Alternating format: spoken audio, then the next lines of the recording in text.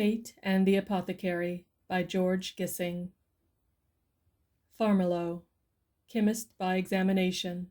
So did the good man proclaim himself to a suburb of a city in the west of England.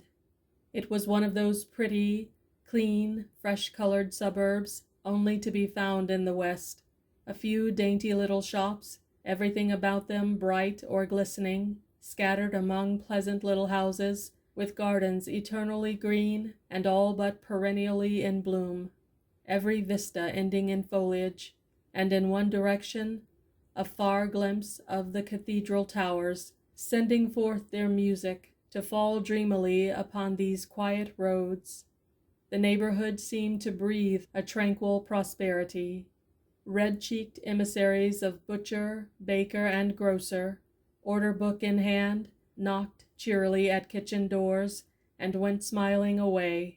The ponies they drove were well fed and frisky, their carts spick and span. The church of the parish, an imposing edifice, dated only from a few years ago, and had cost its noble founder a sum of money which any church-going parishioner would have named to you with proper awe. The population was largely female, and every shopkeeper who knew his business had become proficient in bowing, smiling, and suave servility. Mr. Farmiloe, it is to be feared, had no very fond acquaintance with his business from any point of view. True, he was chemist by examination, but it had cost him repeated efforts to reach this unassailable ground, and more than one pharmaceutist, with whom he abode as assistant, had felt it a measure of prudence to dispense with his services. Give him time, and he was generally equal to the demands of suburban customers. Hurry or interrupt him, and he showed himself anything but the man for a crisis. Face and demeanor were against him. He had exceedingly plain features and a persistently sour expression. Even his smile suggested sarcasm. He could not tune his voice to the tradesman's note, and on the slightest provocation he became, quite unintentionally, offensive. Such a man had no chance whatever in this flowery and bowery little suburb. Yet he came hither with hopes. One circumstance seemed to him especially favorable. The shop was also a post office, and no one could fail to see it was put most impressively by the predecessor who sold him the business. How advantageous was this blending of public service with commercial interest, especially as there was no telegraphic work to make a skilled assistant necessary. As a matter of course, people using the post office would patronize the chemist, and a provincial chemist can add to his legitimate business sundry pleasant little tradings which benefit himself without provoking the jealousy of neighbor shopmen. It will be your own fault, my dear sir, if you do not make a very good thing of it indeed. The sole and sufficient explanation of the decline during this last year or two is my shocking health. I really have not been able to do justice to the business. Necessarily, Mr. Farmiloe entered into negotiation with the postal authorities, and it was with some little disappointment that he learnt how very modest could be his direct remuneration for the responsibilities and labors he undertook. The post office is a very shrewdly managed department of the public service. It has brought to perfection the art of obtaining maximum results with a minimum expenditure. But Mr. Farmiloe remembered the other aspect of the matter. He would benefit so largely by this ill-paid undertaking that grumbling was foolish. Moreover, the thing carried dignity with it. He served His Majesty. He served the nation, and, how very odd it would be to post one's letters in one's own post office. One might really get a good deal of amusement out of the thought, after business hours. His age was 38. For some years he had pondered matrimony, though without fixing his affections on any particular person. It was plain, indeed, that he ought to marry. Every tradesman is made more respectable by wedlock, and a chemist who, in some degree, resembles a medical man, seems especially to stand in need of the matrimonial guarantee. Had it been feasible, Mr. Farmiloe would have brought a wife with him from the town where he had lived for the past few years, but he was in the difficult position of knowing not a single marriageable female to whom he could address himself with hope or with self-respect. Natural shyness had always held him aloof from reputable women. He felt that he could not recommend himself to them, he who had such an unlucky aptitude for saying the wrong word, or keeping silence when speech was demanded. With the men of his acquaintance, he could relieve his sense of awkwardness and deficiency by becoming aggressive. In fact, he had a reputation for cantankerousness, for pugnacity, which kept most of his equals in some awe of him, and to perceive this was one solace amid many discontents. Nicely dressed and well-spoken and good-looking women above the class of domestic servants he worshipped from afar, and only in vivacious moments pictured himself as the wooer of such a superior being. It seemed as though fate could do nothing with Mr. Farmiloe. At 36 he suffered the shock of learning that a relative, an old woman to whom he had occasionally written as a matter of kindness — Farmiloe could do such things — had left him by will the sum of £600. It was strictly a shock. It upset his health for several days, and not for a week or two could he realize the legacy as a fact. Just when he was beginning to look about him with a new air of confidence, the solicitors who were managing the little affair for him dryly acquainted him with the fact that his relative's will was contested by other kinsfolk, whom the old woman had passed over on the ground that she was imbecile and incapable of conducting her affairs. There followed a lawsuit which consumed many months and cost a good deal of money, so that, though he won the case, Mr. Farmiloe lost all satisfaction in his improved circumstances, and was only more embittered against the world at large. Then, no sooner had he purchased his business than he learnt from smiling neighbors that he had paid considerably too much for it. His predecessor, beyond a doubt, would have taken very much less, had, indeed, been on the point of doing just so when Mr. Farmiloe appeared. This kind of experience is a trial to any man. It threw Mr. Farmiloe into a silent rage, with the result that 2 or 3 customers who chanced to enter his shop declared that they would never have anything more to do with such a surly creature. And now began his torment, a form of exasperation peculiar to his dual capacity of shopkeeper and manager of a post office. All day long he stood on the watch for customers, literally stood, now behind the counter, now in front of it, his eager and angry eyes turning to the door whenever the steps of a passer-by sounded without. If the door opened, his nerves began to tingle, and he straightened himself like a soldier at attention. For a moment he suffered an agony of doubt. Would the person entering turn to the counter or to the post office? And seldom was his hope fulfilled. Not 1 in 4 of the people who came in was a genuine customer. The post office, always the post office. A stamp, a card, a newspaper wrapper, a postal order, a letter to be registered, anything but an honest purchase across the counter, or the blessed tendering of a prescription to make up. From vexation he passed to annoyance, to rage, to fury. He cursed the post office, and committed to eternal perdition the man who had waxed eloquent upon its advantages. Of course, he had hired an errand boy, and never had errand boy so little legitimate occupation. Resolved not to pay him for nothing, Mr. Farmiloe kept him cleaning windows, washing bottles, and the like, until the lad fairly broke into rebellion. If this was the sort of work he was engaged for, he must have higher wages. He wasn't overstrong, and his mother said he must lead an open-air life. That was why he had taken the place.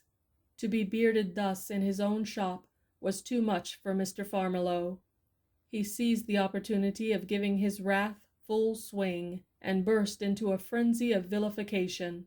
Just as his passion reached its height, he stood with his back to the door. There entered a lady who wished to make a large purchase of disinfectants. Alarmed and scandalized at what was going on, She had no sooner crossed the threshold than she turned again and hurried away. Her friends were not long in learning from her that the new chemist was a most violent man, a most disagreeable person, the very last man one could think of doing business with. The home was but poorly furnished, and Mr. Farmiloe had engaged a very cheap general servant who involved him in dirt and discomfort. It was a matter of talk among the neighboring tradesmen that the chemist lived in a beggarly fashion. When the dismissed errand boy spread the story of how he had been used, people jumped to the conclusion that Mr. Farmiloe drank. Before long there was a legend that he had been suffering from an acute attack of delirium tremens. The post office, always the post office. If he sat down at a meal, the shop bell clanged, and hope springing eternal, he hurried forth in readiness to make up a packet or concoct a mixture. But it was an old lady who held him in talk for 10 minutes about rates of postage to South America. When, by rare luck, he had a prescription to dispense, the hideous scrawl of that pestilent Dr. Bunker, in came somebody with letters and parcels, which he was requested to weigh, and his hand shook so with rage that he could not resume his dispensing for the next quarter of an hour. People asked extraordinary questions, and were surprised, offended, when he declared he could not answer them. When could a letter be delivered at a village on the northwest coast of Ireland? Was it true that the post office contemplated a reduction of rates to Hong Kong? Would he explain in detail the new system of express delivery? Invariably he betrayed impatience, and occasionally he lost his temper. People went away exclaiming what a horrid man he was. "Mr. What's-your-name?" said the shopkeeper one day, after receiving a short answer. "I shall make it my business to complain of you to the Postmaster General. I don't come here to be insulted." "Who insulted you?" returned Farmiloe like a sullen schoolboy. "Why, you did, and you are always doing it." "I'm not." "You are." "If I did—" Terror stole upon the chemist's heart. "I didn't mean it, and I'm sure I apologize. It's a way I have. A damned bad way, let me tell you. I advise you to get out of it." "I'm sorry, So you should be." And the tradesman walked off, only half appeased. Mr. Farmiloe could have shed tears in his mortification, and for some minutes he stood looking at a bottle of laudanum, wishing he had the courage to have done with life. Plainly he could not live very long unless things improved.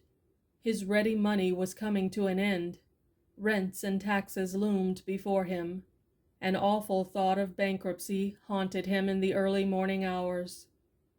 The most frequent visitor to the post office was a well-dressed, middle-aged man who spoke civilly and did his business in the fewest possible words. Mr. Farmiloe rather liked the look of him, and once or twice made conversational overtures, but with no encouraging result.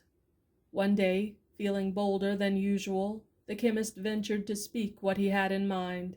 After supplying the grave gentleman with stamps and postal orders, he said, in a tone meant to be conciliatory, "I don't know whether you've ever had need of mineral waters, sir?"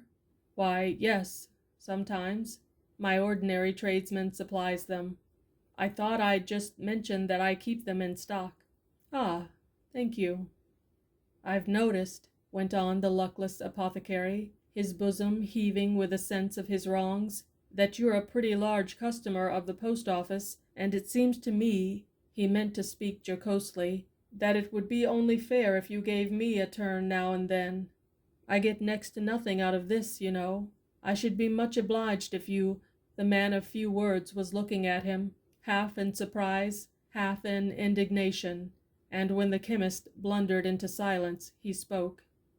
"I really have nothing to do with that. As a matter of fact, I was on the point of making a purchase in your little shop, but I decidedly object to this kind of behavior, and shall make my purchase elsewhere."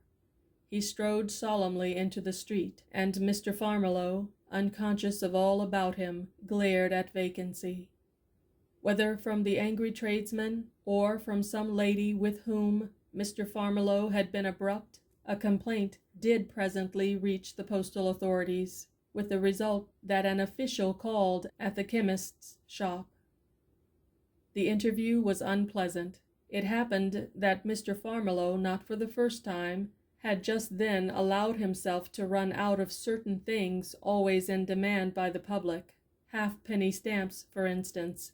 Moreover, his accounts were not in perfect order. This, he had to hear, was emphatically unbusinesslike, and, in brief, would not do. "It shall not occur again, sir," mumbled the unhappy man. "But if you consider my position, Mr. Farmiloe, allow me to tell you that this is a matter for your own consideration, and no one else's." "True, sir, quite true. Still, when you come to think of it, I assure you, the only assurance I want is that the business of the post office will be properly attended to, and that assurance I must have. I shall probably call again before long. Good morning." It was always with a savage satisfaction that Mr. Farmiloe heard the clock strike 8 on Saturday evening. His shop remained open till 10, but at 8 came the end of the post office business. If, as it happened, anyone entered 5 minutes too late, it delighted him to refuse their request. These were the only moments in which he felt himself a free man. After eating his poor supper, he smoked a pipe or two of cheap tobacco, brooding, or he fingered the pages of his menacing account books, or, very rarely, he walked about the dark country roads, asking himself, with many a tragicomic gesture and ejaculation, why he could not get on like other men. One afternoon it seemed that he at length had his chance. There entered a maidservant with a prescription to be made up and sent as soon as possible. A glance at the name delighted Mr. Farmiloe. It was that of the richest family in the suburbs. The medicine, to be sure, was only for a governess, but his existence was recognized, and the patronage of such people would do him good. But for the never sufficiently to be condemned handwriting of Dr. Bunker, the prescription offered no difficulty. Rubbing his palms together, and smiling as he seldom smiled, he told the domestic that the medicine should be delivered in less than half an hour. Scarcely had he begun upon it, when a lady came in, a lady whom he knew well. Her business was at the post office side, and she looked a peremptory demand for his attention. Inwardly furious, he crossed the shop. "Be so good as to tell me what this will cost by book post." It seemed to be a pamphlet. Giving a glance at one of the open ends, Mr. Farmiloe saw handwriting within, and his hostility to the woman found vent in a sharp remark. "There's a written communication in this. It will be letter rate." The lady eyed him with terrible scorn. "You will oblige me by minding your own business. Your remark is the merest impertinence. That packet consists of MS, and will, therefore, go at book rate. Be so good as to weigh it at once." Mr. Farmiloe lost all control of himself, and well nigh screamed. "No, madam, I will not weigh it, and let me inform you, as you are so ignorant, that to weigh packets is not part of my duty. I do it merely to oblige civil persons, and you, madam, are not one of them." The lady instantly turned and withdrew. "Damn the post office!" yelled Mr. Farmiloe, alone with his errand boy, and shaking his fist in the air. "This very day I write to give it up. I say, damn the post office!" He returned to his dispensing, completed it, wrapped up the bottle in the customary manner, and dispatched the boy to the house. 5 minutes later a thought flashed through his mind which put him in a cold sweat. He happened to glance along the shelf from which he had taken the bottle containing the last ingredient of the mixture, and it struck him, with all the force of a horrible doubt, he had made a mistake. In the irate confusion of his thoughts, he had done the dispensing almost mechanically. The bottle he ought to have taken down was that, but had he not actually poured from that other? Of poisoning there was no fear, but, if indeed he had made a slip, the result would be a very extraordinary mixture, so surprising, in fact, that the patient would be sure to speak to Dr. Bunker about it. Good heavens! He felt sure he had made the mistake. Any other man would have taken down the 2 bottles in question, and have examined the mouths of them for traces of moisture. Mr. Farmiloe, a victim of destiny, could do nothing so reasonable. Heedless of the fact that his shop remained unguarded, he seized his hat and rushed after the errand boy. If he could only have a sniff at the mixture, it would either confirm his fear or set his mind at rest. He tore along the road, and it was too late. The boy met him, having just completed the errand. With a wild curse, he sped to the house. He rushed to the tradesman's door. The medicine just delivered. He must examine it. He feared there was a mistake, an extraordinary oversight. The bottle had not yet been upstairs. Mr. Farmiloe tore off the wrapper, wrenched out the cork, sniffed, and smiled feebly. "Thank you. I'm glad to find there was no mistake. I'll take it back and have it wrapped up again and send it immediately. Immediately. And, by the by," he fumbled in his pocket for half a crown, still smiling like a detected culprit, "I'm sure you won't mention this little affair? A new assistant of mine, stupid fellow. I am going to get rid of him at once. Thank you. Thank you." Notwithstanding that half-crown, the incident was, of course, talked of through the house before a quarter of an hour had elapsed. Next day it was the gossip of the suburbs, and the day after the city itself heard the story. People were alarmed and scandalized. Why, such a chemist was a public danger. One lady declared that he ought at once to be struck off the roll. And so, in a sense, he was. Another month, and the flowery, bowery little suburb knew him no more. He had hid himself in a great town, living on the wreck of his fortune, whilst he sought a place as an assistant. A leaky pair of boots and a bad east wind found the vulnerable spot of his constitution. After all, there was just enough money left to bury him. End of Fate and the Apothecary by Robert Gissing.